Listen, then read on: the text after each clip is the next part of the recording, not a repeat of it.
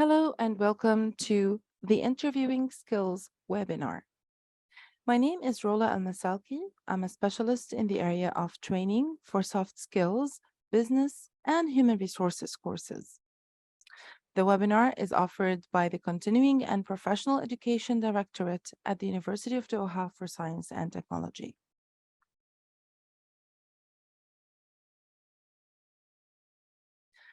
This course, the Interviewing Skills Training course, is a 2-hour webinar that provides CPE clients with the necessary skills and techniques to showcase their knowledge, skills, abilities, strengths, and interests to potential employers during a professional job interview. By the end of this course, the learner is expected to get prepared for a job interview, be able to distinguish tricky questions and recognize how to leave a positive impression and increase his or her possibility to getting the job. Here are some of the topics that we will be, or an overview of the topics we'll be covering during this webinar. The first topic is preparing for an interview. The second topic is distinguishing tricky interview questions and how to answer them. And the third one is recognizing tips for making a great first impression. Get yourself a pen and a paper and be ready to take notes throughout the webinar, and let's start. So before we even start talking about the different ways of how to tackle an interview, let's start by identifying what is a job interview. The job interview is a process providing you as a potential employee or candidate for a new position. It gives you a face-to-face opportunity to set yourself apart from your competition and expand on the information that you have already provided through your resume or CV. It also prepares you to, or gives you the opportunity to send the message that you are the right person for this position. You are the best candidate for this position. And in order for you to set yourself apart, and in order for you to really showcase that you are the best candidate for this position, you need to prepare very well for the interview. There are many ways or types of interviews. The most popular ones are either one-on-one interview or a panel interview. So when you go to an in-person interview, normally you get into the room and you either find one person waiting for you to ask you some questions and investigate further the information that you have put on your resume. This person will be asking you questions to confirm that you really had these experiences or the information that you, or knowledge and expertise that you claim you are having on your CV. They are also there to ask you questions to see if you are the right fit in terms of the culture for the company. So are you dynamic? Are you team player? Are you social? Are you reserved? Are you traditional? Because every company has its own culture. And in order for you to be successful in your position, you don't have to only fit in terms of the knowledge, but also in terms of the culture and your ability to deal with the people around you within the work. If you are more fit in the culture of the company, then eventually this means that you might be actually staying longer in this company. So in the one-on-one interview, you will have one person there, and his job would be to confirm your resume information and to see if you are the right fit for the company. This could be either an HR recruiter or officer, or it can be a supervisor or potential supervisor for this position. Now, another form or way or type of an interview is the panel interview, which is actually having more than one interviewer in the interview. It's where you enter the room and you see 3 or 4 people sitting there in front of you on the table, and you sit across on the other sides, and you have to respond to their questions. Now, this might feel more intimidating, but we will discuss in a bit why or how to tackle that. Now, the interview styles and strategies and approaches, it very depend on the type of business that you are trying to enter or be part of. It also depends on the job position and some other internal company rules and regulations. Normally, the higher the position is, the higher the chance you will get a panel interview. So whether you go into the room and you see one person waiting for you to interview you, or you see multiple ones, this should not distract you or intimidate you or impact how you respond or how you react throughout the interview. Be prepared for both.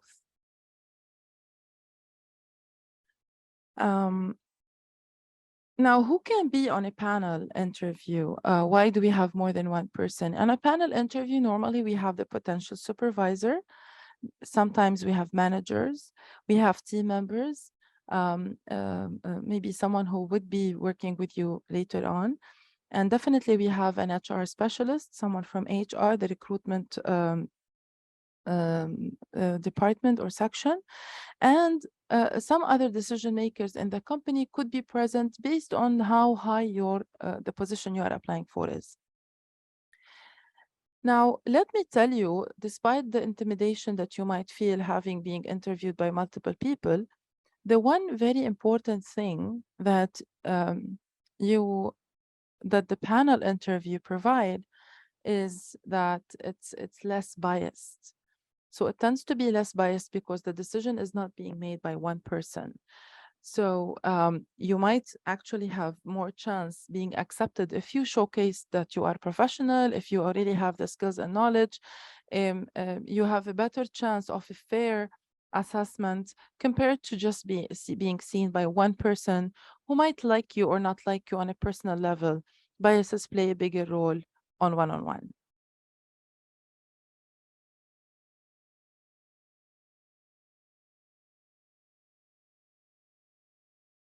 Now, another format of interviewing has become more popular recently, also even more popular, yani, during COVID, is the online interview. It's also a format that is popular and also can be done on the two levels. You can either interview online someone as one-on-one, or you can interview online multiple people at the same time as a panel. Now, you should not think of an online interview anywhere different than what you think of an in-person interview. While this course is going to be focused on the in-person interview, let me walk you through a few points that you can also consider if you are having an online interview. For example, for the online interview specifically, you have to make sure that you have good internet connection, a very good one. Make sure you have a working camera and mic. Also, for the online interview, you are expected to open the camera. So be dressed, have your hair combed, or your look professional, just as you would for the in-person. We'll talk about that further later. And I would like you to show enthusiasm.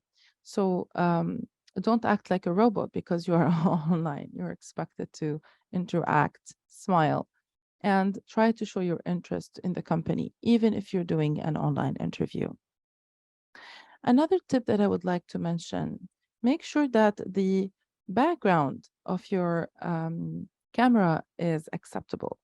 So don't sit while in a place where the camera of your computer is showing behind you a pile of clothes that needs to be washed, or a little bit of mess, or the kitchen.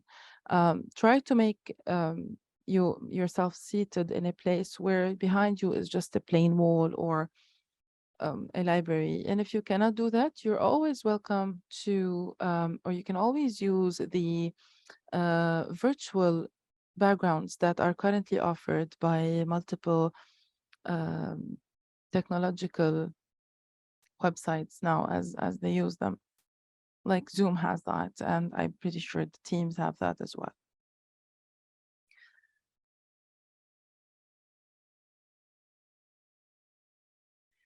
So let's go back to the interview. How do you excel in an interview? How do you make sure you get the job? The interview is a very major milestone or obstacle or challenge that you might face within the job application process.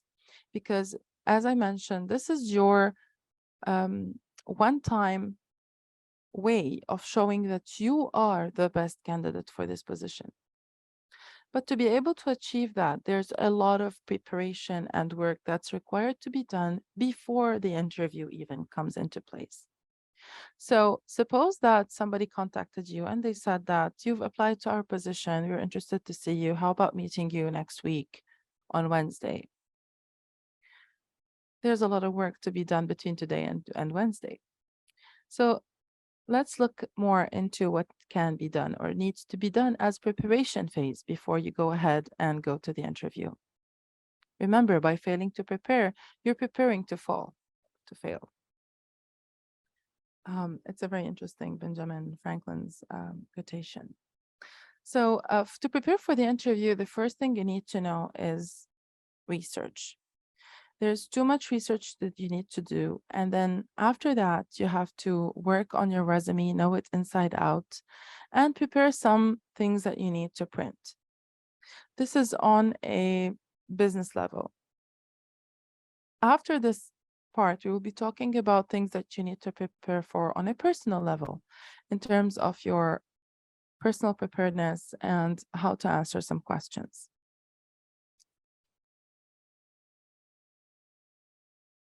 So first and foremost, what's really, really important for you is to find information about the company. But why do you need to do that?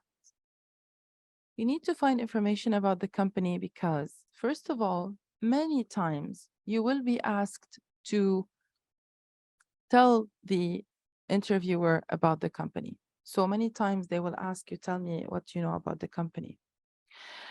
But it's not only for that. Working in a company as an accountant or engineer or human resources in the industry of in the military, they have accountants there. But it's different than if you were an accountant in a hospital. It's different than if you were an accountant in a restaurant or in the airport or Qatar Airways or any ministry. Now, while the career itself or the position itself or the job itself is still called an accountant, but the context of where this accountant is going to be working is different. The terminology will be different. The purchases will be different. And it's very important that you are exposed to that and you have the knowledge for this. For example, I've worked in my life for the most of my life in training. And at one point in time, I was hired in a training position, or I applied for a training position in a ports management company. The whole thing was really the whole industry, the whole business was so far from me. I did not know anything about marine or ports or offshore or onshore or any terminology that they use in terms of the business. And also, I did not know anything about the types of trainings that are essential and necessary in terms of safety, in terms of the different positions they have and what they need to know and the different variables and locations that they would have. So before I went to the interview, I did a thorough research on these types of companies, the universities that graduate people with, as captains and um, everything that had to do with that. I really, really researched it thoroughly. Now, I still did not cover all the information that I needed in the job, but when I went there during the interview, I made sure that I brought in some of the certifications and qualifications that were required for some of the positions.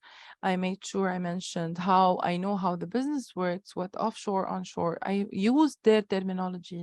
So it showed that I was really interested, that I'm a hard worker. I'm really interested because I'm just interested to the point that I spent some time to be able to achieve this level, knowing that my previous experiences had nothing to do with such a business. I also did it also showed that I'm a quick learner because apparently I did that in a short period of time, that I'm a hard worker. When I need to know something, I will go ahead and do it and work hard to achieve it. And it was very positive that I got the job in the interview, during the interview. So don't devalue the importance of you researching the company. Now, when I talk about research the company, what am I trying to say? Or what is it that I really need you to do? I need you to go to the company website or to its maybe LinkedIn profile, and I want you to know information about the company, what kind of industry they work with, do they have branches? Um, like try to find information about the company from the website. First of all, the mission. The mission is of the company is what the company actually do. The vision is what they aspire to or what's their ultimate goal as a company to achieve. And the values. Normally, these 3 points are actually available on the company website. When you hear about the mission, you will be able to you'll be exposed to what kind of industry or business they're in. The vision will give you an insight as to what's this company aspiring for, or what is it heading for. The values are very important because it give you like a sneak peek to sorry, to what the culture of this company is, what kind of values they appreciate the most. But not only that, you can also find on the website information like photos of events that the company has recently been part of, something new that they have launched, a celebration of a success, a new deal that they have gone into with another company.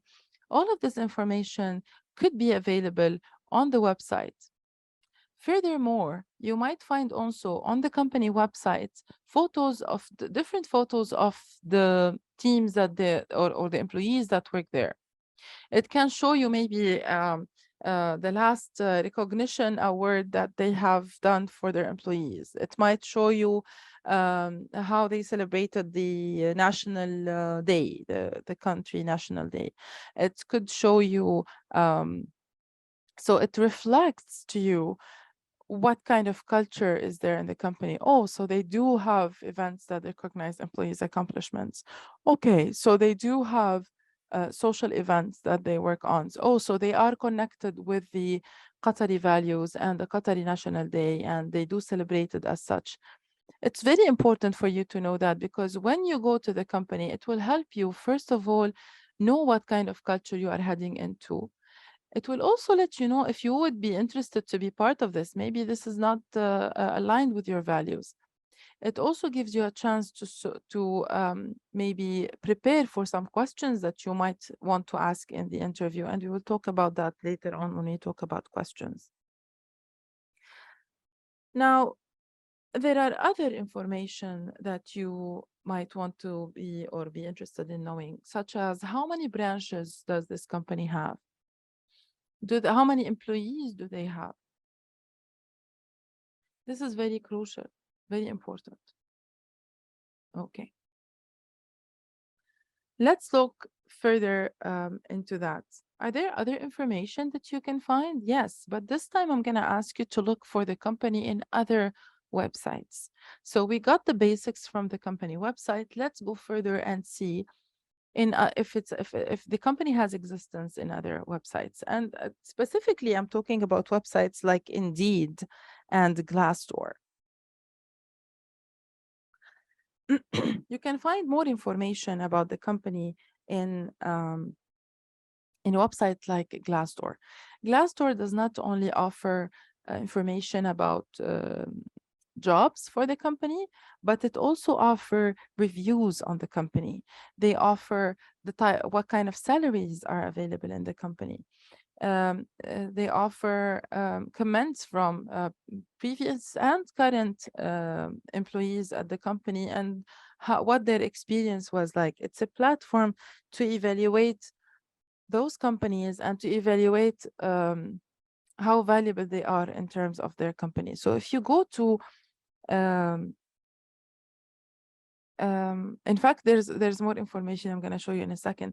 But if you go to the main Glassdoor.com website, you will find, this is just a screenshot that I took. You will find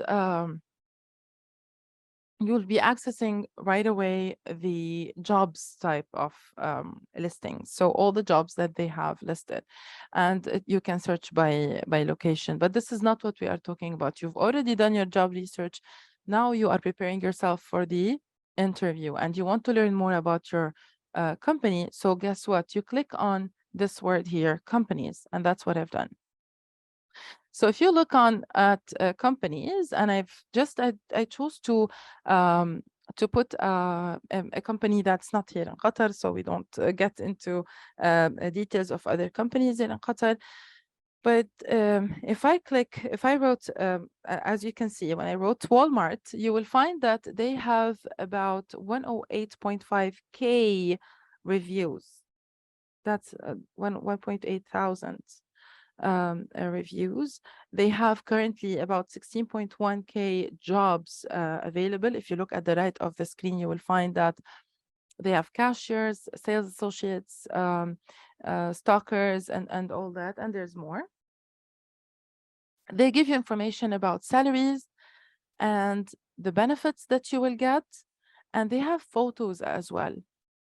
Very interesting. In the reviews, you might find employees who are saying that this is a good company to work for, their own experience, how they were treated nicely or badly, or what kind of culture they have, what kind of benefits they have. Do they treat people fairly? Do you have promotion opportunities? Do they give equal opportunities for advancement or employees development and training? It gives you a lot of information about the company. If you go to two tabs away, you will find, or three, you will find this tab that says interviews. You see here. In the interviews, it's very interesting because they actually, you might actually have detailed information about the kind of interview that you will be facing. Some of the people there, they mention the type of interview. Is it a one-on-one or is it a panel? They mention how many interviews they've had overall. Some recruiters, they require, or some companies, they have more than one interview throughout the process of recruitment. So they meet with you once and twice before they get to select you. They also have under this tab a very important information. They give you some of the questions that they were asked during the interview, and this is very important. They might also ask, they might also bring in if you need to have a test or a work sample that you would need to share with them during the recruitment process. Then you will find the benefits. Benefits here is about what kind of benefits the company offer, insurance, children education, training, whatever the company offers. And I believe that it's a very important variable as well. It tells you also about their salaries, if they are, above average during the market, what kind of salary scale they have. And this will give you a little bit of an idea. Later on, we will discuss it. If you had a question about how much salary you are expecting, you know what range to look at. There are also photos, and the photos tab is for, it could be for events that people have encountered. It could be for, I don't know, some dirty place that they found in the company. It could be about the awesome food they offer. It could be anything between, it could be the view from the building of the company. It could be anything really nice and bright or dark and and bad. So anyways, now if you can see Walmart, of course, it's a huge company. It's an international company, and they have, you know, maybe millions of employees around the world, and this is why there are thousands of reviews on Glassdoor, and there's hundreds of thousands of jobs and salaries and information about interviews and benefits and photos. Maybe the company you're looking for, if it's a local company, wouldn't have as much reviews and information, but it would definitely have at least a bit.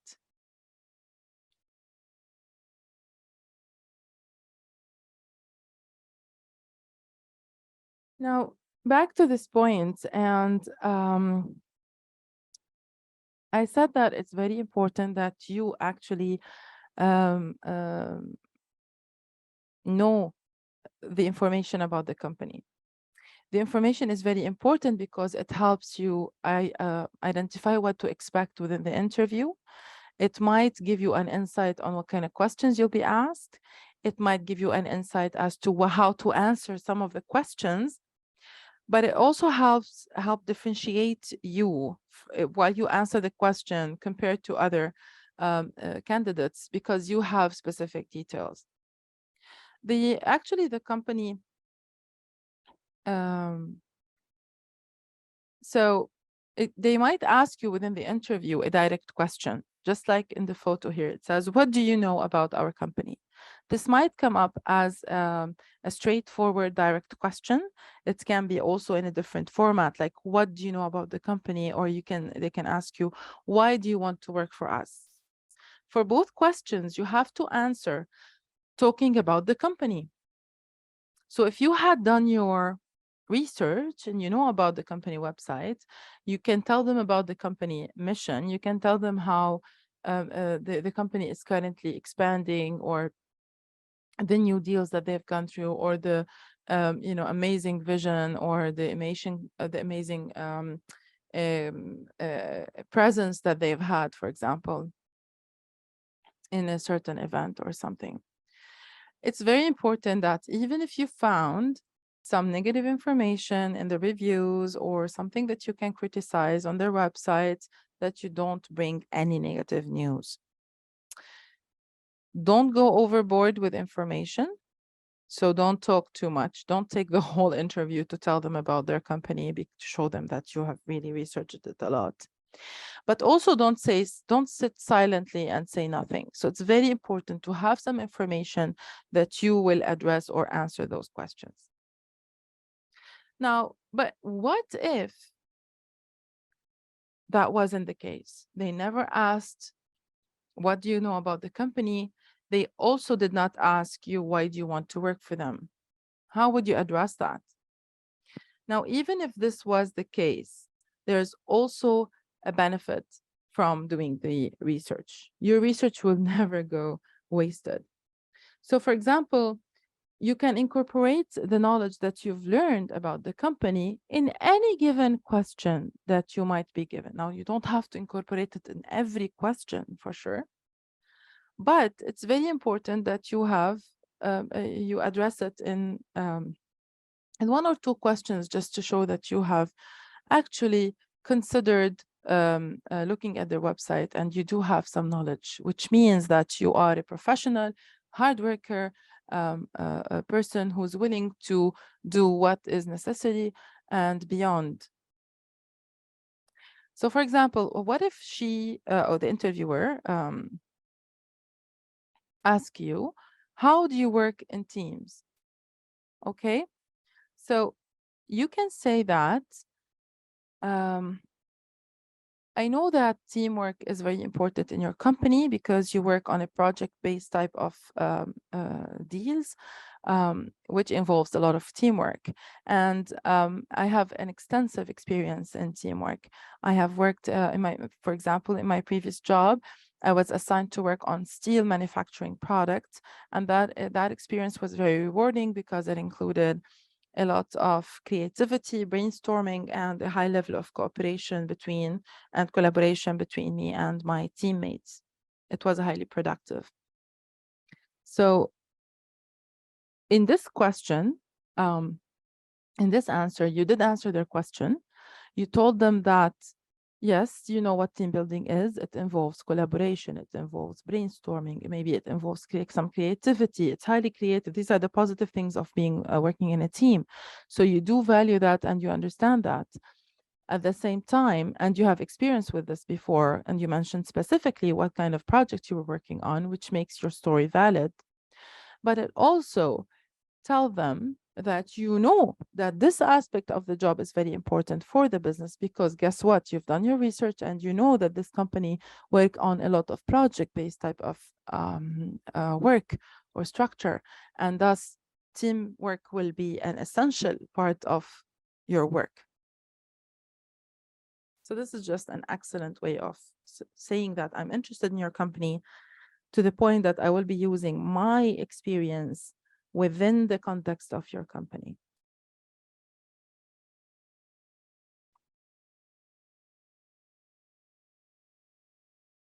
So now that we have found all the information we can find online about the company, now I'm assuming with this that you don't have anyone who's close who can answer those questions for you or let you know about the company a little bit or about your interviewer. But if you have an insider, then that's even a bigger added value.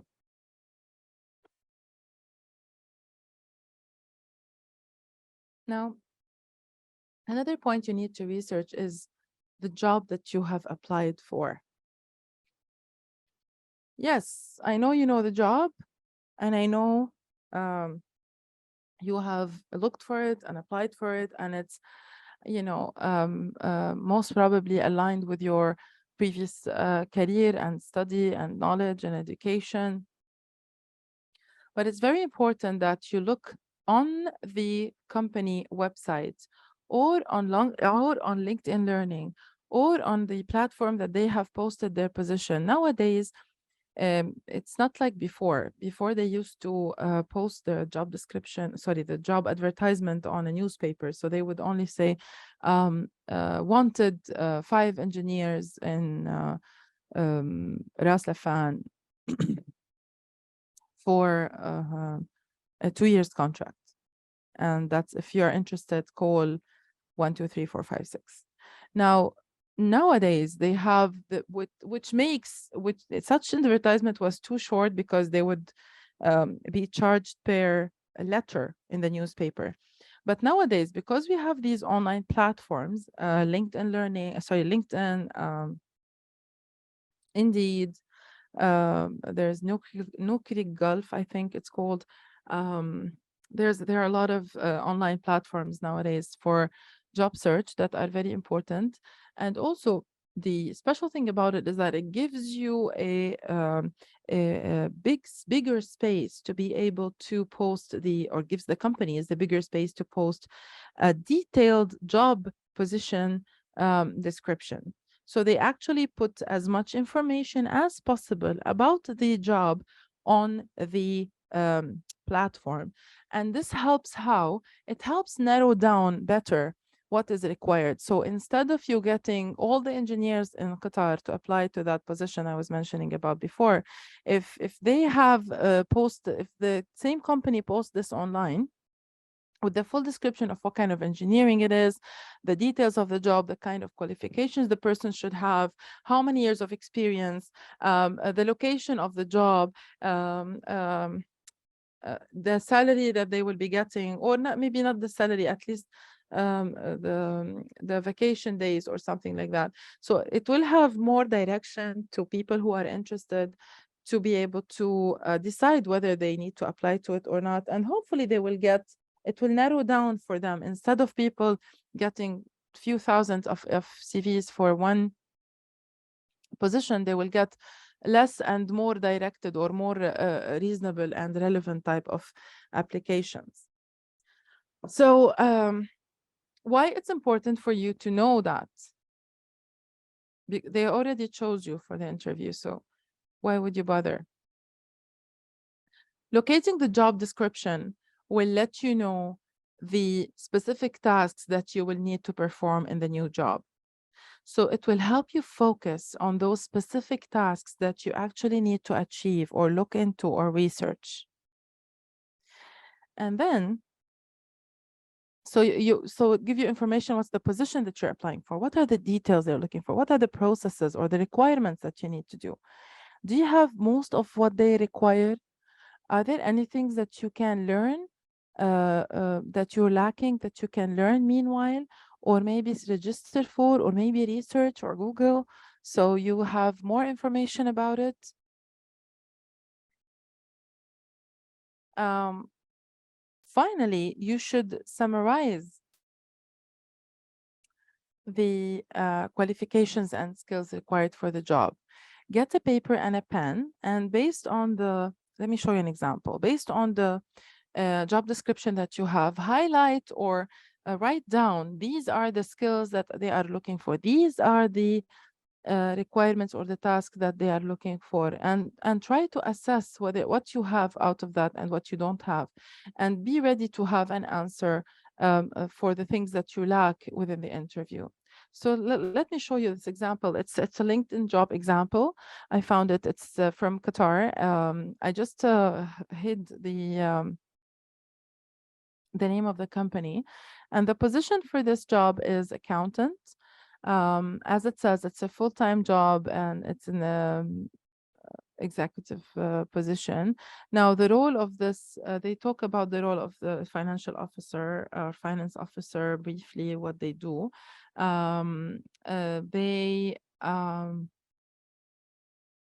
They need you to be responsible, accurate, complete, and reliable accounting information.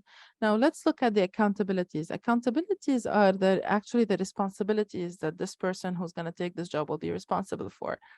So as you can see, ensure asset inventory, responsible for looking after financial accounting for accounts receivable, support the lead finance officer in the budgeting, forecasting, and activities. So these are the main tasks that you would be in charge for if you were to apply for this position. Now, I'm not an expert in accounting, but if you actually have a lot of information in the first two, but you lack some, like you know very well about accounts receivable, you know how to do assets and inventory, but you have an issue, or you haven't worked on budgeting for a long time, then knowing this information that it would be an essential part of your job, maybe you can do some research, remind yourself about what you learned about before when you were in school, for example, about budgeting, how they do it. So in case you were asked about it in the interview, say, maybe I did not have a direct position with budgeting, but I do know how the process goes. And maybe you can go ahead and explain to them that the process goes as 1, 2, 3, 4, 5. Now let's look at the other side of the story, and this is the screen, and this is where the qualifications is. So what is required for the person who's going to take this job? They are required to have a bachelor in finance or accounting, 4 years of experience, master's degree in finance. They should know about Oracle systems and IFRS. If you go knowledge about asset inventory, if you go down, you're going to find preferred to have, for example, ACCA, CFA, and CMA qualifications. Suppose that you don't have that. Okay, and it's preferred. That's why they contacted you, despite that you don't have that. But wouldn't it be impressive if you actually registered for if it's something that you are already working on or thinking about, maybe this is going to be a good encouragement for you. Maybe you should go and register for the upcoming test or course of CMA or CFA, and bring it up in the interview. Tell them that I know you prefer someone who has the CFA or ACCA or CMA qualifications, and I am actually now working towards that. I've registered for the course, and it's going to start next week, or the exam is going to be in 3 months, and I'm going to be working on it, studying it for the next few months. This will bring up your points with the interviewer. They will really respect you more for that particular information.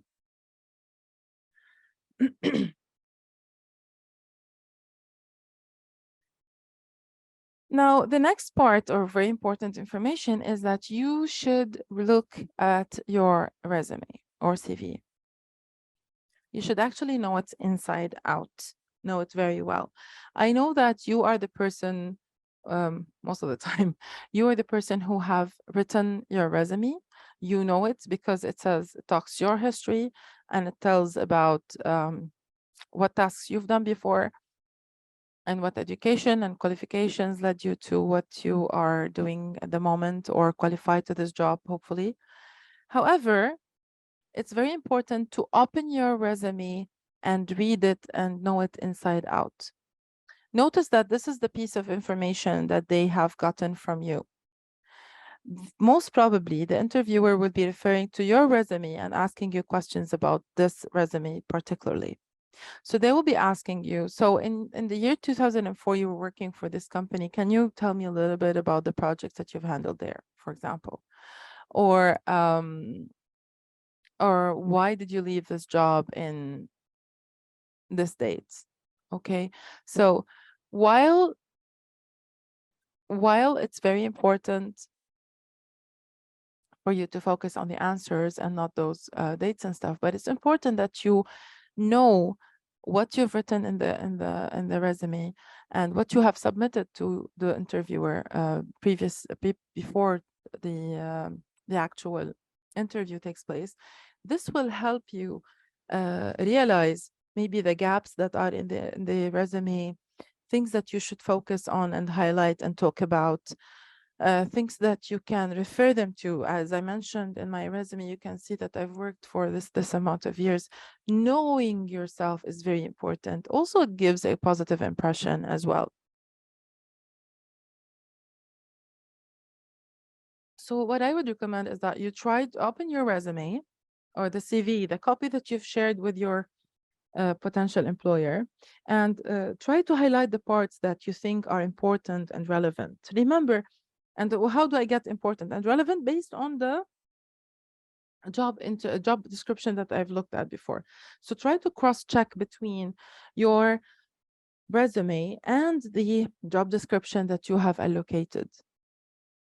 Try to see what are the common themes, what are the common points that you can refer them to or you can bring up.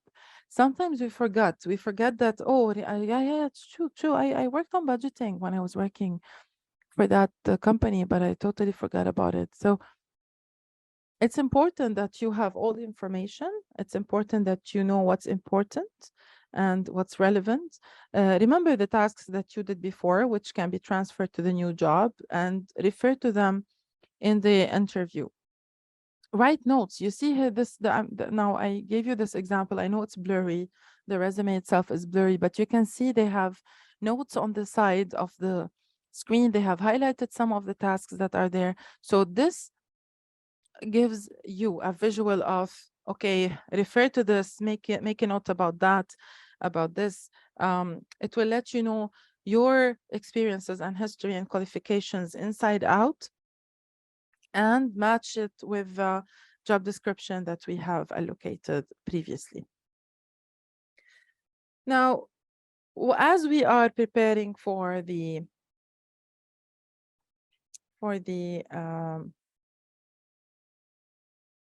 as you're working on that, I would highly recommend that you bring a paper and a draft as you remember the stuff from the resume, as you cross-check it with the job description. Write about a situation, write about a task or more than one task, and have a list of accomplishments. So what is this?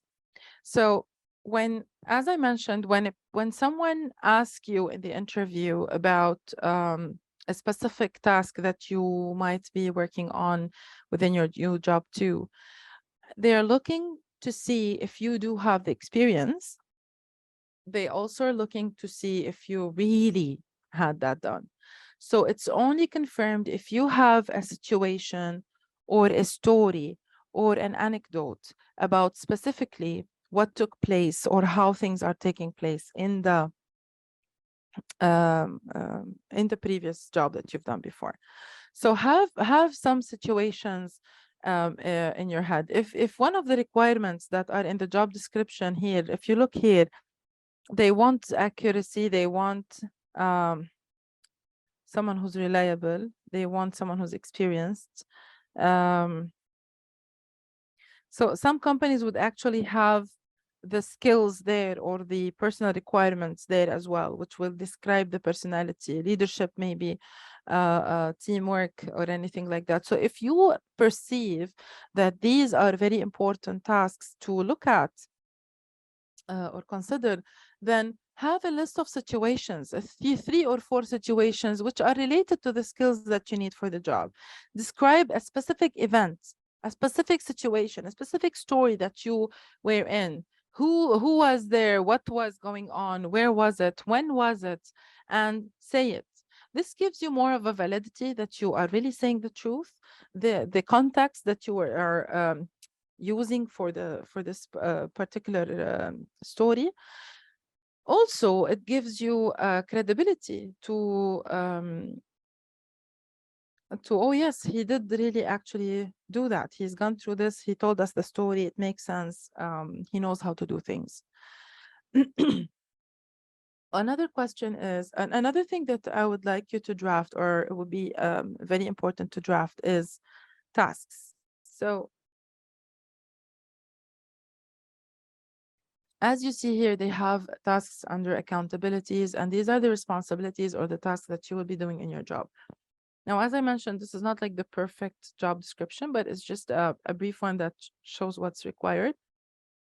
If you took these three tasks that were mentioned in the job description and explain our job advertisement and explain the job tasks that you had to complete with detailed process, remember the process, the steps that you should go. So as I mentioned, you don't remember how to do budgeting. You've never done budgeting before, but it's one of the responsibilities or accountabilities that are for the job.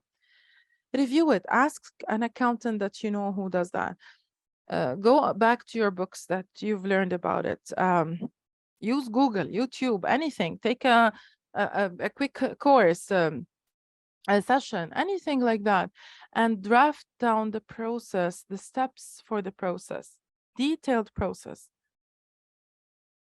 Highlight specific challenges or constraints. For example, now it's very tricky to do budgeting towards the end of the year because the time is very limited, or it's the approval process is actually the most challenging in this thing, because you put the budget based on 1, 2, 3, and then when you raise it to your superiors, you might have a different point of view. So it's very important to understand their perspective before you start drafting the budget, for example.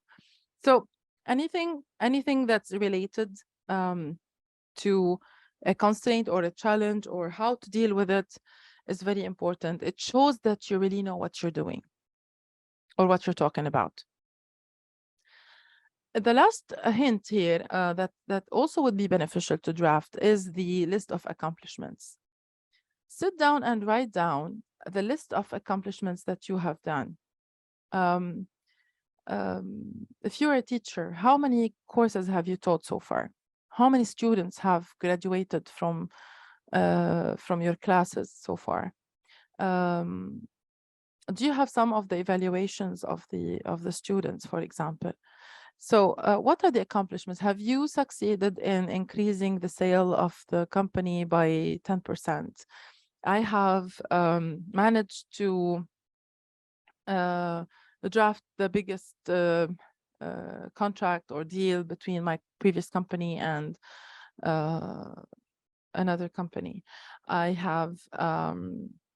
I took part in the opening of our new location, the previous company's new location in Australia, and I had to coordinate the project and travel there a few times.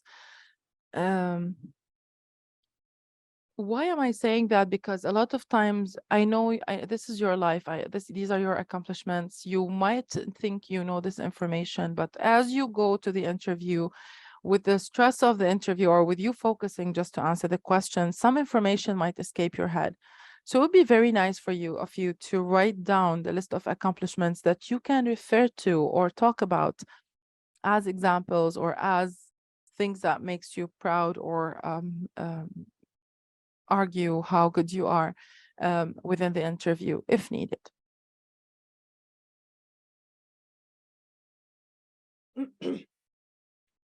So now that we've covered everything that we need to prepare for before the interview, what do you think we need to print with us to go for the interview based on what I've just mentioned? I hope you got at least one or two right. This is what I think would be good to have. A copy of your resume, or more than one copy of your resume, a copy of your degrees and certificates, copy of your ID, recognition letters that you have received before, a copy or the original, reference letters or list of references, and other relevant documents or samples. Now, why do you need to bring a copy of your resume? At least a copy. I've been only one time through my life to an interview where there was a little bit of miscommunication or mess that the interviewers did not have a copy of my CV. In fact, there were two. One of them had it and the other one didn't, and they were looking for it and they couldn't find it. And I had one, so I just, gave it to her. So that was good. Another thing is to have a copy with you. So you might not open it, but you might need to refer to it. As I mentioned, they might ask you a question about a specific job, especially if you've been working for a long time and they are referring to a specific task. You might not remember what they're referring to particularly, or under which employment or something like that. So it would really, really help to have your resume with you handy rather than say, oh, can I take a look just to remember which one you're talking about or something like that. It would help to have it with you. Now, your degrees and certificates, it's good to have. You don't have to share them unless they ask to. Also your ID, but it's always good to have it rather than not have it at all, because most of the time, as they approach the decision of recruitment or hiring you, even within the interview, they might ask you, oh, can you share this with us or can you send us? So it would be nice to have copies of that ready for them. Recognition letters go along with the accomplishments that you have mentioned before, so it's good to have them handy just to showcase how good of an employee you are, or how high of standards that the high standards that you work with and all that. Reference letters or list of references. These are very important. Now, it depends on the company and the culture. In North America, for instance, and parts of Europe, when they hire someone, they ask them for list of references. Now, list of references is actually a paper that would have two, three, or four, depending on what kind of position you're applying for and how many do they need from you, of people that you have previously worked with or worked under, so your superiors previously. Of course, you would choose people who like you, with whom you had a good relationship together. And this one, in this matter, it's good to have someone's email address and phone number. It's always important to have already discussed with this person the permission to share their information and give them a heads up of what kind of company you're applying for, or that you're looking for a job, and then they will be your references. So they are ready and they're not surprised with the phone call. Normally when the interviewer asks you for your list of references, it means that you have left a good impression. And having this ready rather than say, oh, let me figure it out and email it to you. Well, you can still do that, but it's better to be ready. It will even make your image better. It will also, what they will do with the list of references, they will be calling the person and just making sure that Hi, you have to put the title of the person. So he was the CEO of whatever, the project manager of XYZ. And then you would put their information. So they will call and confirm that this person have this position right now or had it at one point. And they will ask, do you know Ahmed? Do you know Ahmed Ali? Have you worked with him before? And he would say yes. Was he a good employee? Was he punctual? They will ask specific questions about the person and how they react and everything like that. So it's always good to have this handy.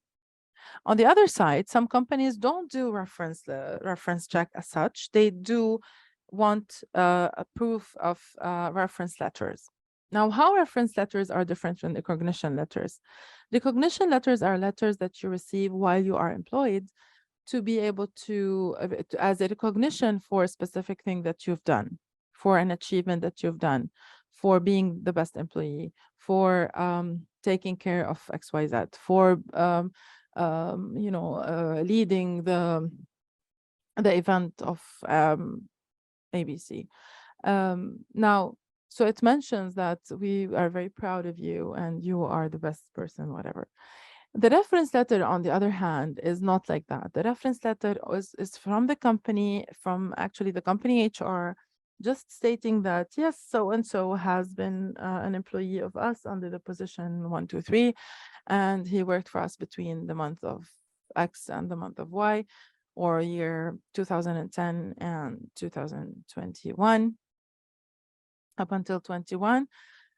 They might mention that during his employment, he has been a good employee with no record of issues, or they might just not say that, just this, and they would mention that this letter was issued based on his request. Either way, it's good to have. If you have the reference letters, perfect. If you're in a culture where they ask for reference letters and you can actually request a reference letter, you have actually requested reference letters from your company before you left, letter of previous employment, as we say. Or if you are in a culture where they have list of references, it's very good to have both. They both give value or confirm that the information that you have on your resume and the information that you have displayed in your interview is accurate and true, and you did not make up stuff. Other relevant documents that you can get is, it depends on what kind of position you're applying for. You can actually bring in a work sample. For example, there are some positions that actually require you to bring your portfolio. Like if you were to be applying for, if you're a drawer, if you're a painter, you would bring some of your drawings and paintings. If you are a graphic designer, you would show them some sample of your work. If you have worked on if you're a writer, like if you have anything that shows a work sample that you have, you could bring that as well. You might refer to it throughout the interview or bring it up in the end of the interview. It's based on how it flows.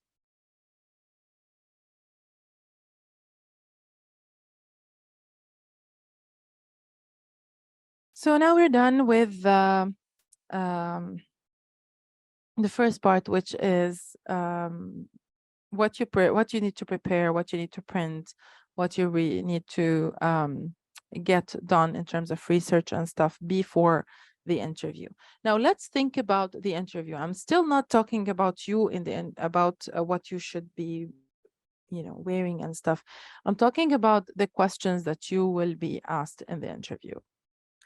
It's very important in the interview to show that you are professional, that you are confident, that you are emotionally stable, you're not shivering. Although it's normal if you do that, but it's good that you display a proper, calm, comfortable type of, um, you know, um, show or layout. But the most important thing to show is that you have high self-awareness. And this will be reflected in many, many of the questions that they will ask you. Your self-awareness is important. We'll talk about that. What are the common interview questions that you will be asked, and how is it possible that, or what is the best answer for these questions? We will also give you some hints on how to answer those questions. So this is the part we're talking about, the questions. So as you prepare yourself for the interview questions themselves, or the tricky questions of the interview, you have to know who you are. The reason why they have asked you to come to be interviewed, they want to know more about you. And if you show them that you know about you, it will be a very positive impact. Because they will ask you, how do you deal with the situation? If you had a conflict with, so if your teammate did this, and this, how will you fix that? If you had an issue with your boss, how would you address that? So all of these questions cannot be answered without high level of self-awareness, because you have to answer based on your personality, but also the right answers. So let's see, how do I build my self-awareness? How do I know what kind of person I am? How do I know what are my key accomplishments in terms of the personality? What kind of personality do I have? What are the things that stress me the most? A lot of people have a high self-criticizing perspective, which is, of course, it's not good, but a lot of people do, and it's sometimes based on the culture itself. So if you are this part of this kind of person, you will only think of yourself with the negative things. So you'll only be saying, oh, I'm easily triggered, I'm upset, I'm a sad person, I could do better, but I never succeed to do better. So whatever, you will always look at the negatives. Now, on the other hand, some people, they look at themselves and they think they are just the best. So in order for you to, and which is good, but at the same time, it has to be realistic. Sometimes we ask people, if they have never done that before, to practice this. Send a message, a text to a few of your friends. I'm not saying you're going to do a statistics over 20 different people. It's not that. Just send a message to 3 or 4 different close friends of yours or family members of yours, and ask them for feedback about you. So I've actually done that before, and when I did it, I told them I have a research I'm working on where I need people I know to describe my personality in 2, 3, or 3 lines. You can approach it as such, or you can ask them to please give me 2 of my good characteristics and 2 of my negative ones.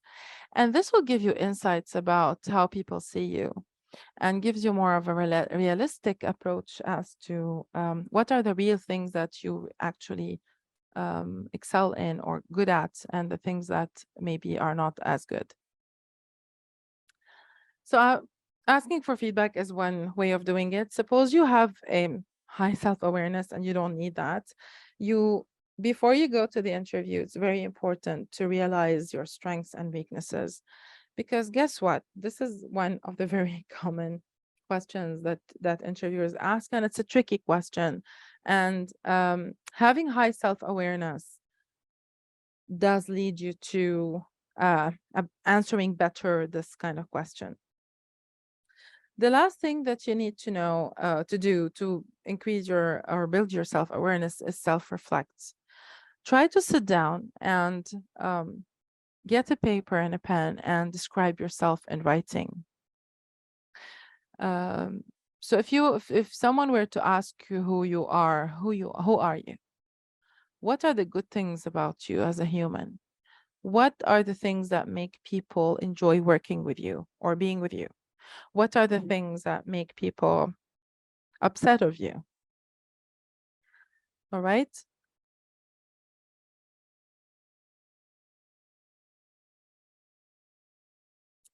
Now, here are some of the common tricky questions that people are asked within an interview. Of course, it's not only the questions that are about your self-awareness or personality. There are a lot of questions that are more technical about the tasks and the processes, but these we already covered. If you did your research, if you know your resume, if you know the job description, if you've researched the processes and the tasks, then you're done. You're good with that. Now we're looking at the stuff that are trickier, which are about your personality. And many of us are not very comfortable talking about ourselves. So let's see, how do we answer those questions? A question like, tell me about yourself, or what are your strengths, or what are your weaknesses? Or can you explain your employment gap? Oh, that's tricky. Or tell me about your experience with teamwork. Tell me about a time where you worked under pressure. How would you handle the situation? How do you deal with difficult people? Why did you leave your last job? How much salary do you expect? So in an interview, when one interviewee or more um, ask you a question, don't panic. The most important thing is to focus on the question they're asking and the answer you will be giving them.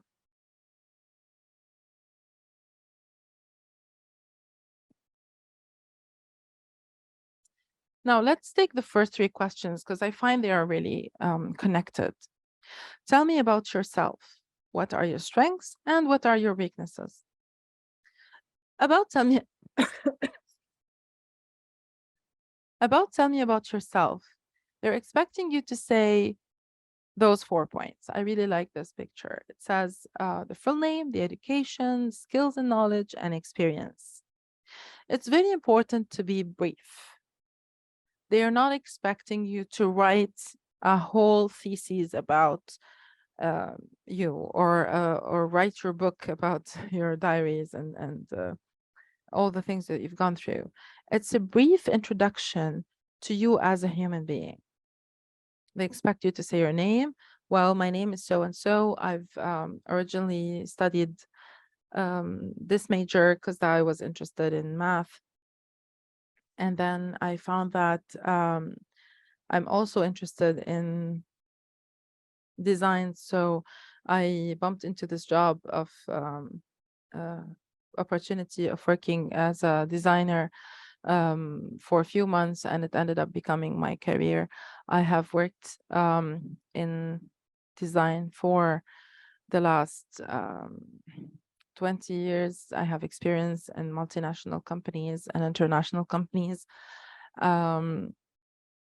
My skills, I excel in creativity. I'm a very good listener in terms of knowing my client and what they need and the designs that I'm making. And that's it. So be brief, talk about yourself, talk about your education, your work history, briefly, of course. You don't have to go through every single position that you've taken and how long it took and all that. They can see that. Your personality and skills, mention your personality and skills a little bit. The whole thing, the whole deal with this question is that you need to tell them that you are a good person, that the skills that you have and what you bring to the table, but in a very brief manner.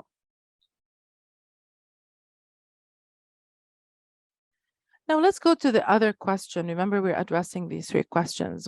Tell me about yourself. We covered that. What are your strengths and what are your weaknesses? So what are your strengths? These are examples of strengths that you can use for this particular question. You do have, you can also Google this and choose aspects or descriptions that resonate more with you. What's important is that you choose a strength that is in you, but also choose one to be important. Choose one that is relevant to the job. So if you are applying for a job as accountant, and you are a very generous person, it is a strength. It is a positive thing to be generous and not cheap. But it does not have anything to do with the job you're applying for. In fact, it might be misread. If you are a great if you have a sense of humor and you are applying for a very high position, CEO position, CFO position, maybe this is not the one great strength that you need to mention. So try to mention something that is in you based on the self-awareness that you have been exploring, but also is relevant to this job. So here are some: accuracy, versatile, excellent communication. This could be a great one if it's relevant to your job. Determinant, disciplined, dedicated, a strategist. Maybe if you're applying to a managerial level position, strategist is a very good one. Enthusiastic, flexible, honest, hardworking. I have good negotiation skills. I'm excellent for salespeople, this one. Organization skills. If you are applying for an admin assistant position, what's better than that? Quick learner. It's if it's true in you, it's very important, because every employer want to get someone who learns stuff fast, because you will be learning stuff new stuff. Patient, time manager, trustworthy, team player, multitasking. So these are all positive traits, strengths that you might have. It is only a good strength if you are actually linking it to the position that you have.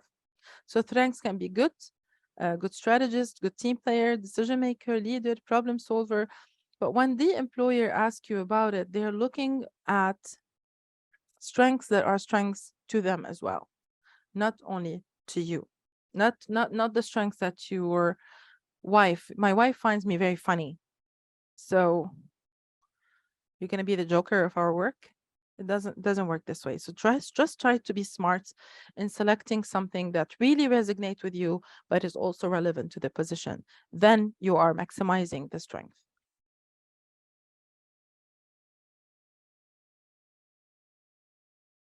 Now we get to the trickiest one, and it's what, tell me about your weakness. By the way, it can be what are your weaknesses. It can be what is your greatest weakness. It can be what weaknesses you have. Like, it doesn't matter how it's phrased. They're all looking for the same thing. So when a recruiter asks you what's your weakness, they're looking to see if you know what you're talking about. Your self-awareness, of course.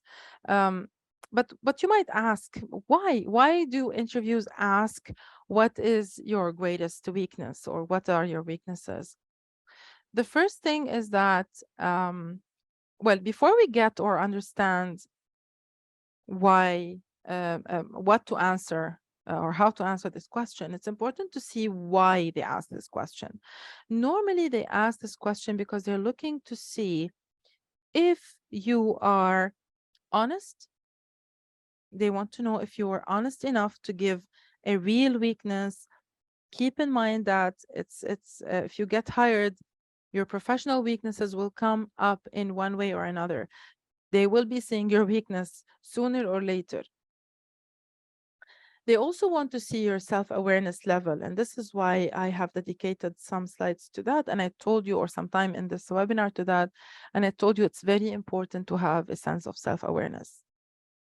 In fact, one time I got a job when at the end of the interview, I was told that I got this job because I have conveyed a high level of self-awareness, but I'm not going to share the details at the moment. But it is very important. The ability to analyze yourself and recognize the areas you need to work on and the areas you need to enlighten more and are accomplished already. And willingness to improve. It's very important not only to say that I have this issue, it's also important that everyone has weaknesses. Even recruiters themselves, that's why they don't expect you to lie about it. So what recruiters expect from you is not only to say, this is my weakness and stop. They want you to say, this is my weakness and that's how I fix it or work on it. It also helps that so let's explore those. Let's look at these examples of weaknesses. You can also Google some. Self-criticism, insecurity, extremely introverted, extremely extroverted, creative writing, too detail-oriented, too sensitive, have trouble saying no, can be too timid with my feedback, lack of analyzing data, uncomfortable with ambiguity. Now, if you notice, they are all not very negative. They are like, none of them say, I lose my temper. No one wants to be working with or even have relationships with someone who loses their temper easily. It's mostly things that are mild weaknesses. And it also helps that if you're, for example, if you are going to be at a position of leadership, you can't say fear of public speaking. You can't say, I'm too timid with my feedback. You can't say, I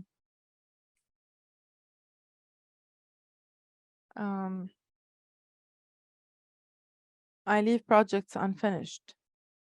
Normally, if you don't choose, even if some of them are yours, don't choose the weaknesses that are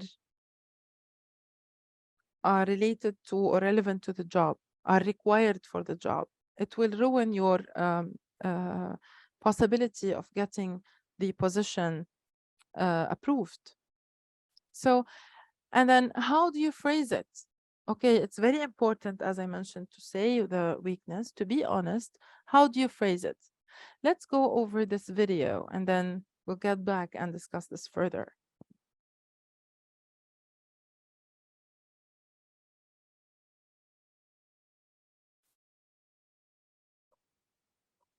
Hey everyone, today I'm going to give you the best answer to the job interview question, what is your weakness? Okay, this is a very common and popular job interview question, and it is the king of trick questions, designed for the interviewer to be able to get the dirt on you. Now, this question has many forms, and one of the most popular is, what is your greatest weakness?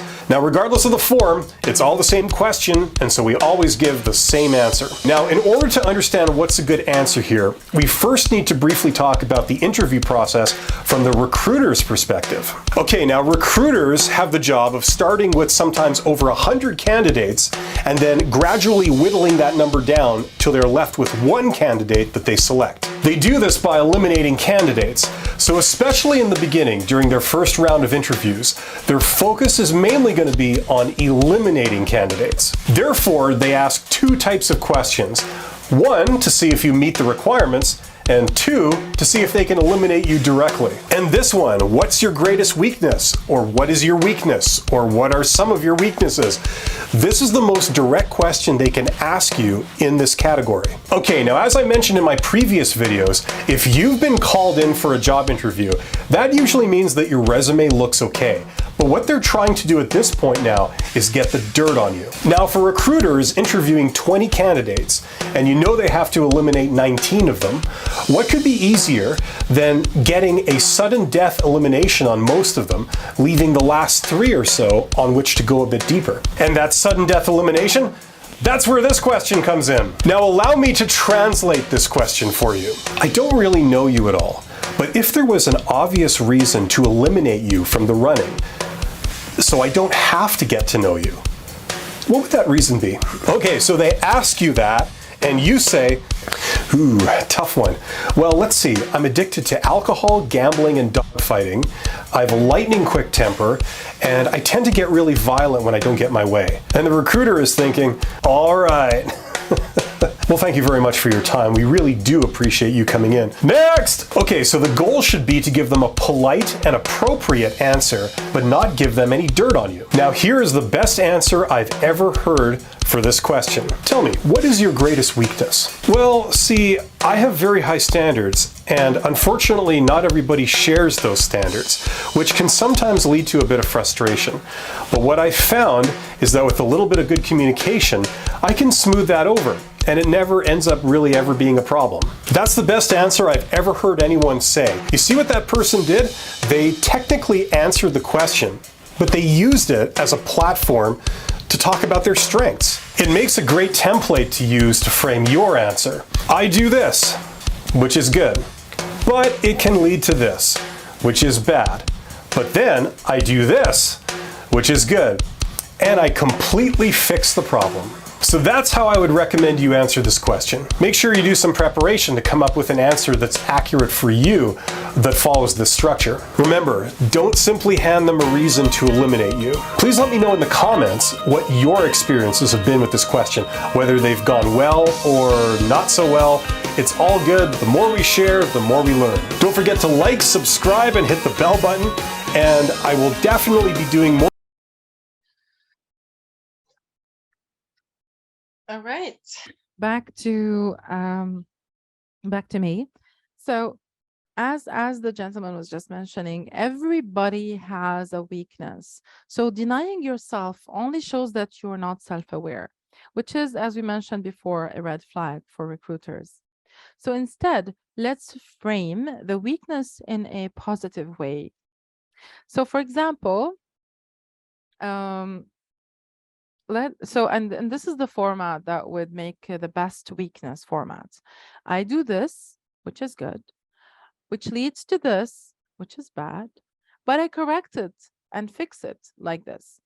So I'm going to give you an example. For example, I have always been very detailed oriented, which is good, right? People detail oriented is good. So it sometimes takes me longer to finish a project. Oh, that's bad. So it takes me longer to finish the project than I initially think it would. So then, but how do I correct it? This is why I started using a time tracking software in my last job, which made me conscious of the time and the tasks I need to do and helped me be more focused and on time. And I never missed a deadline. So what I did here, I mentioned a good, it's actually, it could be a positive or a strength. I'm detail oriented, but it can turn into a curse because then I will be, spending too much time on the details and I miss the deadlines. But I did find a solution to that. I have a time tracking system or software that would that I've used before in my last job, and it did help me stay conscious of the time and not skip the time limit for this. So this is how I correct it. So as I mentioned, it's very important to choose a weakness that is in you. It's very important to be honest. Choose something that is in you, because guess what? They will see it later on when you are recruited. You don't want to be a liar. Choose an honest answer. Choose something that does not destroy your career. You cannot say I'm a procrastinator and you are a project manager. It just doesn't happen. Time and deadlines is very critical in project management. So choose something that does not destroy your job opportunity. Choose something that's honest, but also choose something that is fixable in that manner. Now, how to answer other questions? These are questions that you will be asked, it's about your skills and personality. Tell me about your experience with teamwork. Tell me about the time where you worked under pressure. How would you handle the situation? How would you deal with difficult people? Remember when I told you draft situations?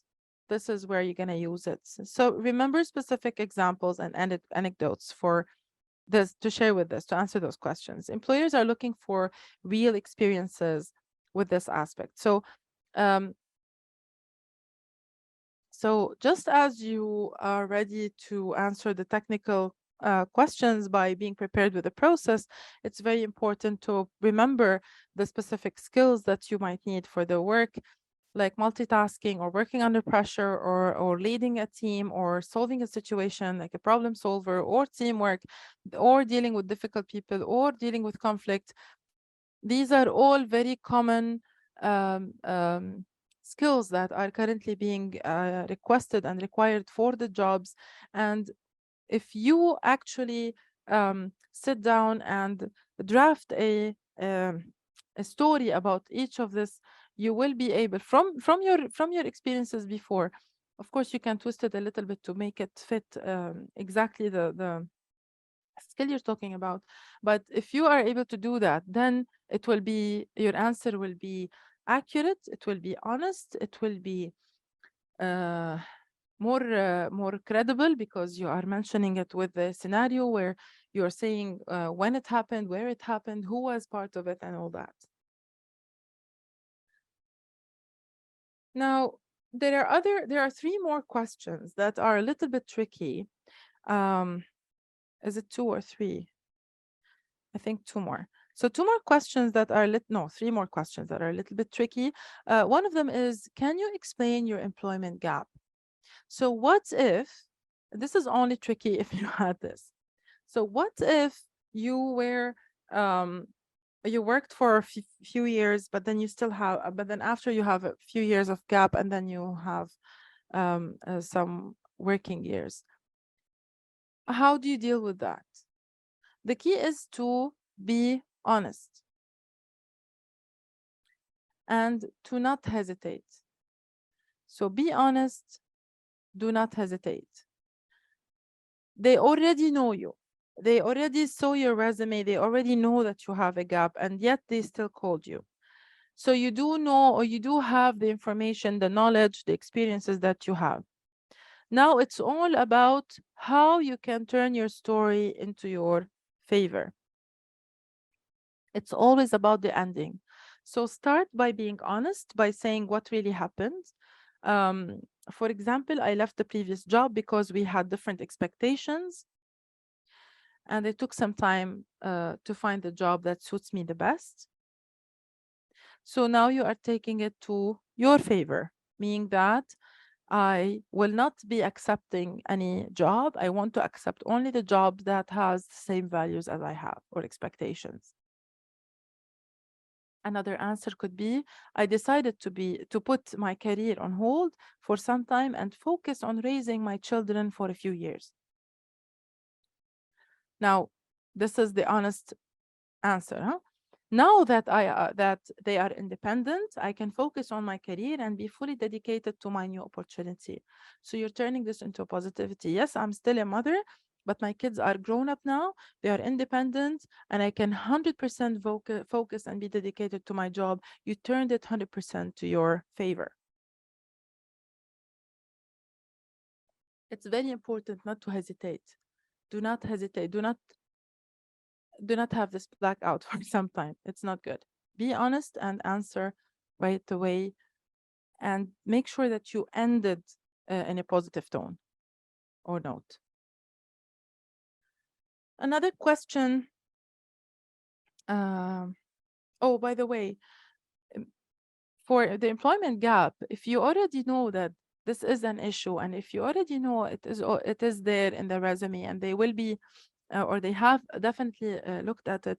When you talk briefly at the beginning, when they ask you, tell me about yourself, and you talk briefly about your, history and stuff, it wouldn't hurt if you mention this gap. You can say that, as you can see in my resume, between 2012 and 2018, I was not working, and that was because I was pursuing traveling around the world and experiencing other cultures, or I wanted to pursue a different career or open my own business and it just didn't work. Whatever it is, just say the reason and answer it and then continue. Then after that, I realized this is my passion. This is what I want the most. So that's why I came back to being an IT specialist, and that's, the career I want to continue with for the rest of my life. And so if you can address this upfront, it will pass by within the context of tell me about yourself.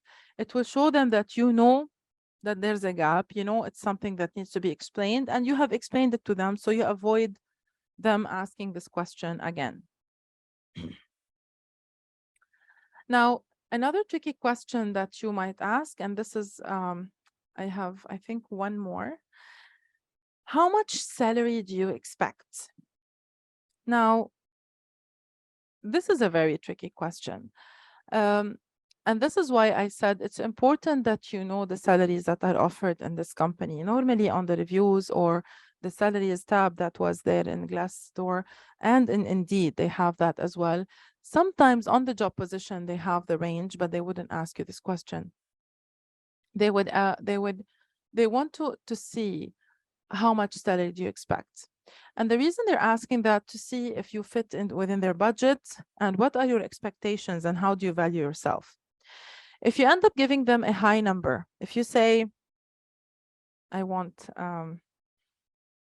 120,000 a year or 50,000 riyals a month, well, that's great. That's great, but this is way above our budget. So you will be crossed out right away.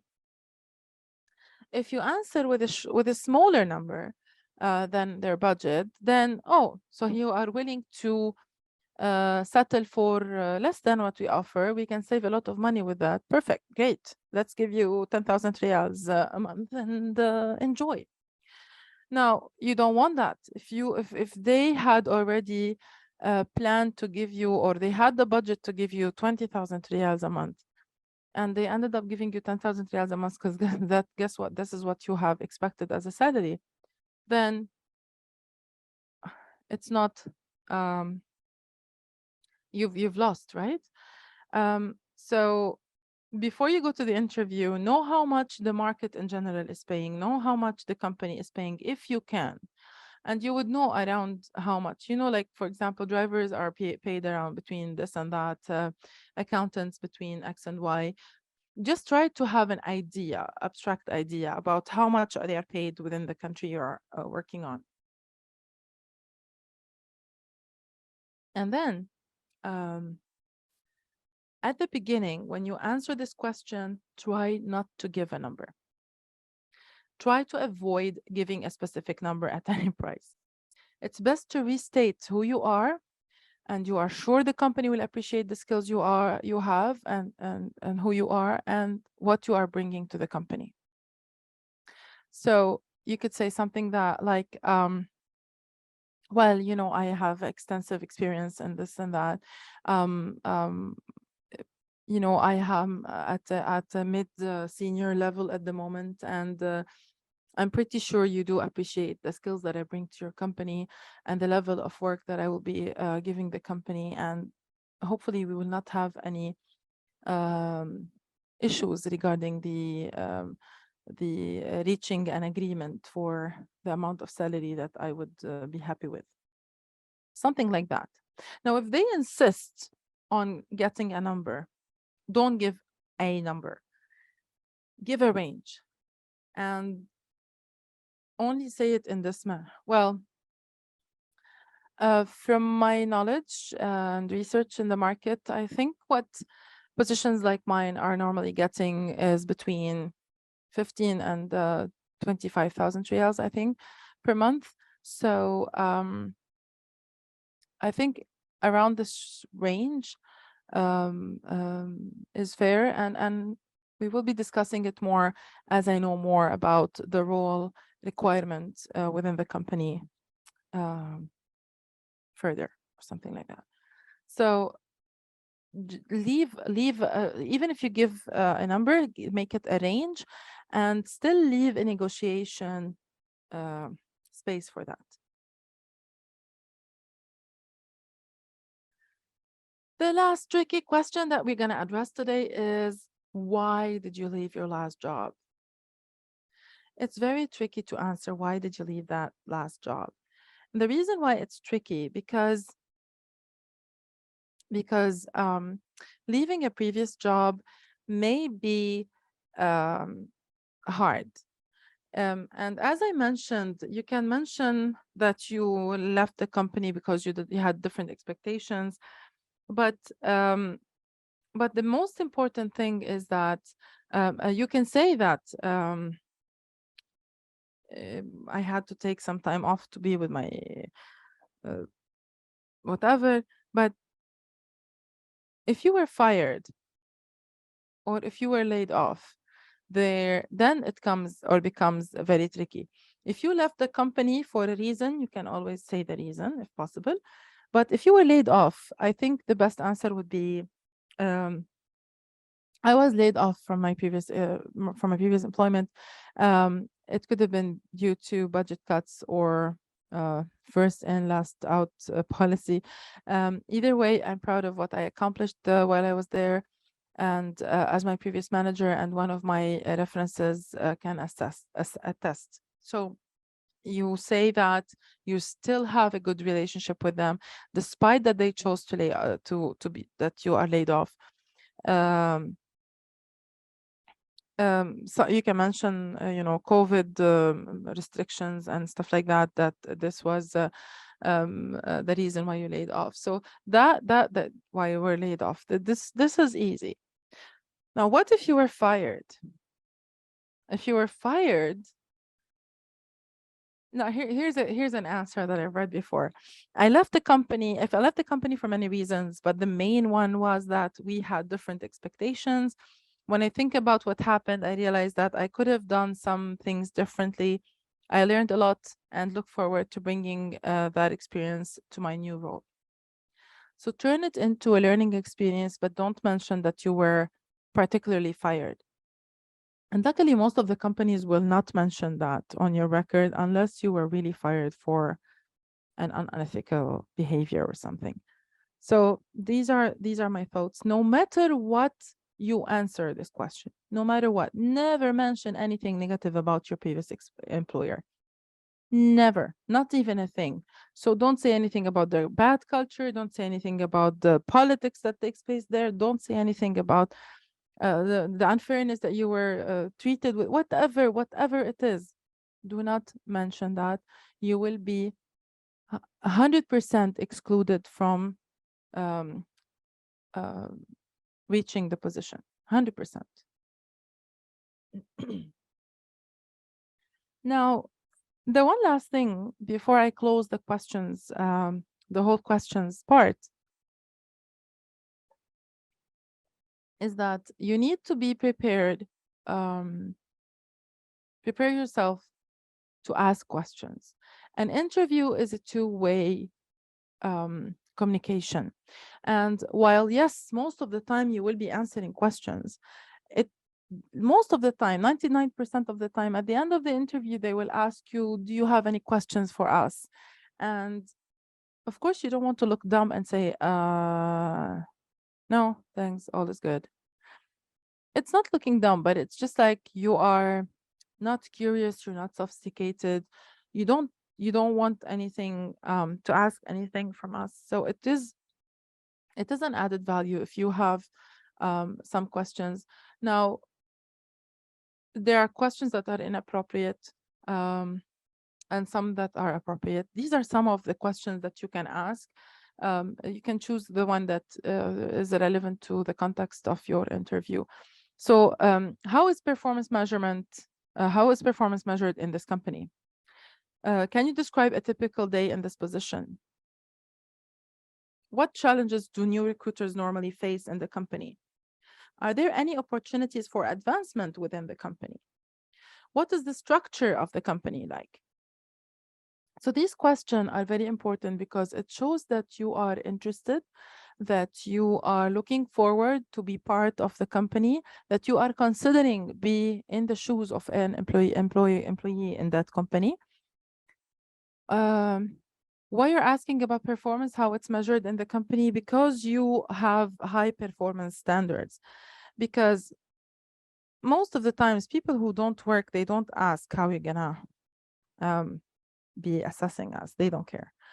But people who work hard, they want to make sure that their work standards or the performance standards are based, are up to the level of the requirement of the job. Can you describe a typical day in this position? It's a good question, especially for example, an admin assistant or someone who works like with multiple things at the same time. It would be a good insight to see what would you do on a typical day? What is required really from you for this job? What challenges do new recruiters normally face in the company is also an excellent question, because it's a good way for you to be prepared for what to expect in the company, for what can be handled in the company, what can be the issue. Okay, so it will help you explore what kind of issues you might face as a new recruiter, and is there a way that you can do something to maybe not avoid it but minimize it as much as possible. Are there any opportunities for advancement within the company? I would only ask this question if I know that this is a huge company and have a lot of opportunities. I wouldn't ask it if it's a smaller company and if the manager is there. It's like as if I am looking forward to get your job. But if it is a big company, it would be interesting to see what kind of advancement they have, and it does reflect or show that you are an ambitious person. The last one is what is the structure of the company like is also very important, but only if you are in a leadership level. Let's be frank. Why would a normal employee ask about the structure of the company? How does it impact I mean, it does not impact you to the point to ask about it in the interview. But if you are a leader, if you are in a managerial position, then it does have a direct impact. It does impact, or you will you would like to know how your department will be connecting, or what kind of connections you have with other departments within the company. And this is outlined in the structure, of course. Another final question that you can end up the meeting with is, when can I hear back from you? Or when would I expect to hear back from you? That would be also an additional last minute question or final question to know, how long you should be waiting for them. And last but not least, this is the last part. Let's get through some tips that make you leave a great first impression in a job interview. As we mentioned, the job interview is a face-to-face kind of opportunity for you to leave a positive impression, to convince the interviewers that you are the right person to take this position. And first and foremost, so I'm just going to go through brief, short points that if you do, it will help you leave this great first impression, good one, positive one. So the day before, just a day before the interview, you have to make sure that you research or Google the location for the interview. It might be the location for the company. It might be another location. It could be a different branch. It could be an admin branch. It could be just a small office that they do interviews in. So don't rely on the fact that because you researched the company on the company website at the beginning, you know where you're going. Make sure that you are relying on the email or the information that they sent you to identify where you're going to be doing the interview. If this is not clear for you, it's very important to do it a day before so that you can call them and confirm the location of the interview. And now that you know which location you are going to, decide what is the best way to commute there. by bus, by bike, by metro, by car? Are you gonna drive yourself? Are there parking lots there that will be easy to be accessed and park there? Do you need the money to put in the parking lot? Maybe you have to have cash on you. Are you gonna, or somebody's gonna drop you there? Maybe if it's a place that's hard to reach by commute, but by public transportation, and at the same time hard to park, maybe you need someone to drop you there. Maybe you're gonna ask an Uber to go drop you there. No matter what you choose, decide on one way, calculate how much time you need to get there within the commuting tool that you have chosen. If you chose a family member or a friend to drop you there, make sure you contact them, let them know upfront when you need them by, and be punctual. Make sure that you arrive on time or a few minutes before the interview time. It's always best actually to give yourself a good 15 minutes period, flexible period of time. So in case you mislocated the exact building, in case you went to the wrong floor, in case you needed to go through some security check or anything like that, you have the time to do that. Planning how to dress up.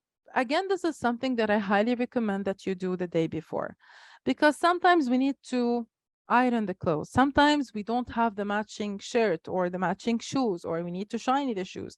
It's very important to plan what you need to dress for an interview the day before. It's very important to have them ready and ironed and hanged just the night before. So in the morning, you don't go through any of the hassles of having things ready and prepared. So prepare everything you're going to be wearing, from if you're a lady, from the hijab all the way to your shoes. And if you're a gentleman, all your suit or thobe. So it's very important to dress up professionally, not trendy and not messy. Messy meaning putting anything with anything. Trendy could be torn jeans with a t-shirt that has a big logo of whatever. Now, this might be the type of clothes that you wear on daily basis, casual, trendy, that's your style.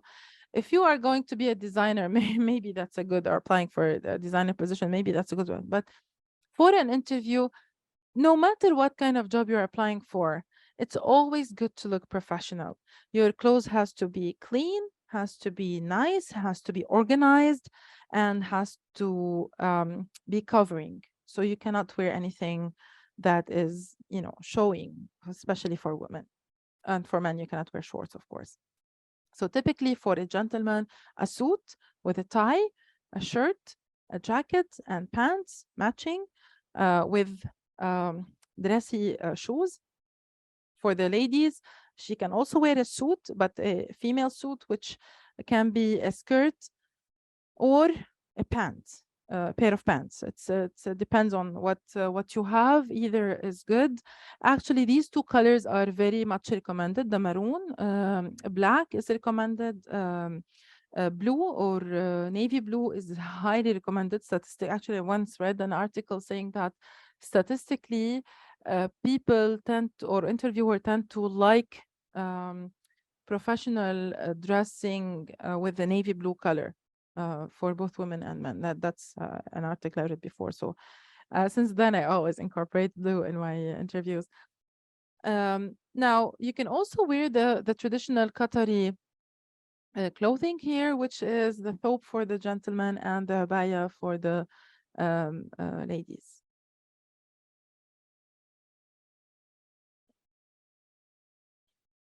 Now, how can you excel in your interviewing skills? Practice, practice, practice.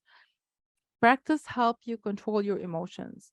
When you are very comfortable saying what you need to say, when you are very much prepared with the information that you need to know. So it helps you know the information inside out. It helps you control your information, and practice help you get the job. I have a hint. In fact, sometimes you know the information, it's there in your head, but it's different having the information in your head and saying it out loud, hearing it from you. maybe it will help you change the answer. Maybe you have an answer for any of the questions that we've discussed before, and you think this is the right answer. But if you practice it, if you sit down and try to answer some of those questions out loud, you might find that, oh, that looks so stupid. That doesn't look as, smart as I would have liked it to be. So maybe I should have another story to support it. Maybe I should choose another strength. Maybe I should not smile as much. Maybe this is a silly joke that I shouldn't include in an interview, you know? So listening to yourself out loud may change some of the context or some of the script that you have prepared for yourself. And it helps you know the information inside out. It helps you control your emotions and hopefully, as we mentioned, get the job, increase your chances of getting the job. What is the common thing between all of these? These are all people coming for an interview. They are all sitting straight. They are all not crossing their hands. They are not crossing their legs. They all have a book or a file or a folder or a case or a bag. Why? Because this is the professional look that we need. When you are in an interview, first of all, make sure that you come with a file or folder and a pen. You might need to write down something that you will check later. A lot of times it has happened to me before, actually. And within the interview, we talked about different certificates and qualifications. And then one of the interviewers mentioned, you know what, look into this. This might interest you. And it was very interesting. So I wrote this down. I had a paper with me and I had a pen. Look how embarrassing it would have looked like if I had, because I will forget it. Can I get a pen from here and pencil? It will distract the flow of the interview and get them to get me this. As I mentioned, the printed papers that I would like you to have, or it's highly recommended to have the copies of your resumes, the copies of your certifications and qualifications, the different type of information that you need to have. This is all. This can only be put into a nice folder. The sample of your work, the qualification, the reference letters, you might end up not using any of it, but it just adds to the professional look that you have. Also, when you are sitting, make sure that you are not sitting with crossed legs or crossed arms. In fact, based on the you know how communication is behavioral and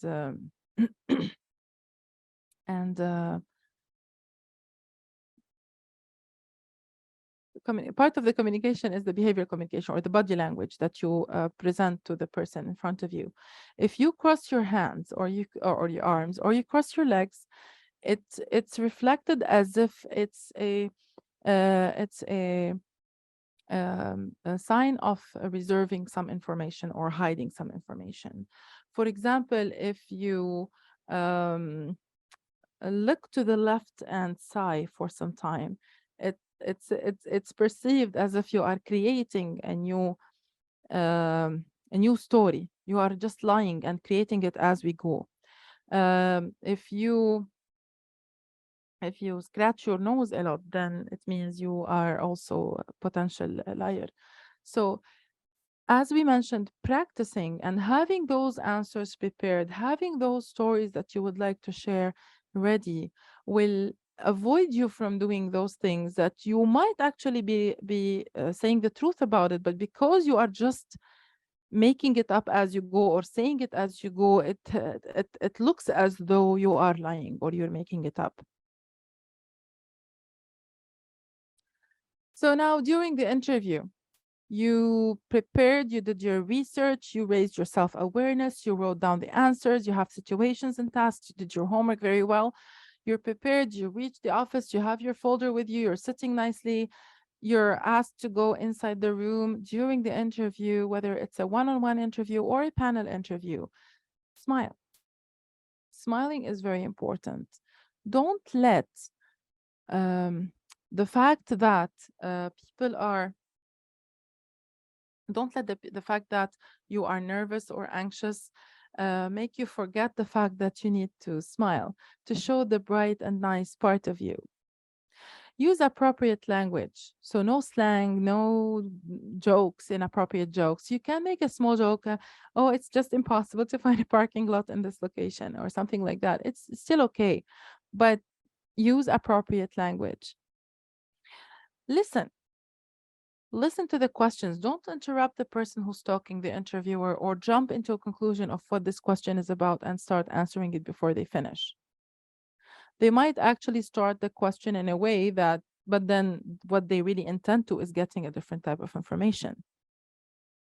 Have a positive mindset. So even when you go inside, in your head, make it look as if it's positive. It will help you in your whole demeanor and how you sit down and how you react and how your facial expressions are. Even if you are worried and you cannot phrase your words and you're highly anxious, it's okay to say, I'm sorry, I'm not comfortable enough yet. I'm just a little bit anxious. So excuse me for that. Don't talk too much nor too little. Talking too much is a sign of you being anxious or all over the place and not knowing what you want to say, or taking over the interview. And this is not what you need to do. Talking too little is a sign that you are maybe timid or don't have enough information. So it's always good to be brief but sufficient. Before answering the question, take a deep breath and organize your thoughts. It's okay. Remind yourself that it's okay. You are prepared. You're ready. You have all the information in you. It's just a matter of going and getting the right information from the right side of your head. At the end with a positive note. Always say thank you so much for your time. It was a pleasure to me that I have met you. I'm looking forward to be working with you. This is my dream job, or this is the job that I have been always working towards. I'm looking forward to be part of your team. And last, for this course, the last few hints I want to say, be prepared, be professional, be confident. Be prepared, know your company, know yourself, know your skills, know what you can bring to the company. Of course, know the location of the company to commute to it. Be professional, dress up professionally, not trendy, not messy, do not exaggerate, answer simply, straight to the point, be calm as much as possible, smile, and be confident. Maintain eye contact. Eye contact is very important. It helps you help the interviewer know that you are honest and you are just saying what you really intend to say. Sit straight, reflect your confidence, don't cross your arms as we mentioned. The voice tone should not be neither too high nor too low. If they repeat the question throughout the interview at any point, do not say we just answered that. Don't make them look like they don't know what they're doing. Maybe they want to ask it from a different perspective or in a different way so that they can, confirm or verify the information. Or maybe the person who was asking did not hear your first answer. And that's it. After the interview, follow up with your interviewer. This is very important to follow up with the interviewer. Now, it's an extra step that is not necessary. Following up with your interviewer, like just send them an email and say, thank you for your time. I really enjoyed being part of the interview. I'm looking forward to hearing from you. And even if you messed up in the interview, this is not going to be the first or the last interview that you go through. It's always good to sit down and reflect. So what did I do well? How could I fix this? What could I have done to make it better? How can I refine this and make it a very positive experience? And that's it. I hope you have enjoyed this webinar. If you have any question or for more information about the professional training programs offered by the Continuing Education and Professional Education Directorate, Continuing and Professional Education Directorate at UDST, please contact the CPE team through the email and phone numbers that are provided here. And good luck on your interview.